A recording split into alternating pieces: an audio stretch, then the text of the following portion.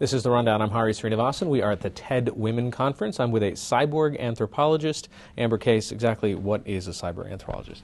Well, a cyborg anthropologist looks at the future of humans and technology and how technology is changing the way that we interact with each other and our culture and our whole rituals and how we do things in our everyday life. So, for example, you carry around a device that tracks where you go all the time and color codes it. Why would you do that, and what kind of insight do you get about yourself that way?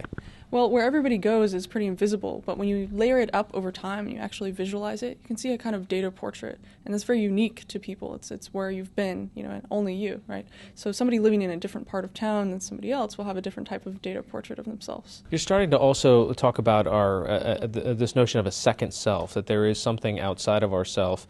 We're creating these alternate identities, and this is a little bit more than just a Facebook identity. What do you mean by this? Today, we're really kind of seeing the manifestation that everybody has a kind of online persona that's not just Facebook. It's your Google search results, your if you tweet something, what people are saying about you online, and regardless of whether people know it or not, it's really affecting them. People can interact with your second self, your kind of external manifestation of self, when you're not even there.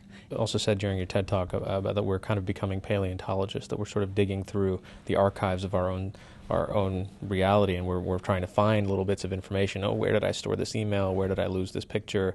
Well, what happens to that process over time? Are we going to get better at it, or do we evolve where we just remember those kind of things better? Every single step that you take, you're loaded on with new information, and that's kind of like this dust that shows up. And so, everybody's this miniature paleontologist because they have to dig through everything in their external self. Before, it was all stored in your brain or in another person you would ask. Now there's a bunch of information stored outside of you in a second brain that you carry around your pocket or you carry around in a bag. So it becomes very important to do that, not only, often, but fast. And the people that can do that the fastest and have the best kind of organizational systems for it will be able to do better in business and social and technology. Finally, what's the thing that you're most fascinated by? What are you studying right now? I'm really fascinated by mobile technology.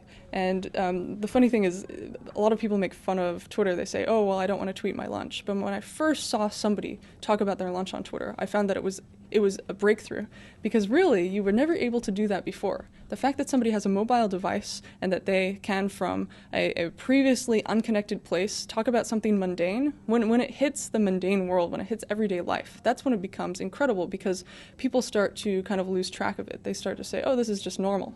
And so what I do is I kind of take a step back and say, wow, what you're doing is really curious. Did you know that this is a fascinating thing that's going on, that we're all connected in a new way, that this is kind of a new species of humans. It's a cyborg species. We're growing and evolving with our technology. We're no longer just humans. And so that's what I'm really interested in, is studying the new tools that we're creating and how those tools help us become more human and connect to each other. Okay. Cyborg anthropologist Amber Case, thanks so much for your time. Thank you.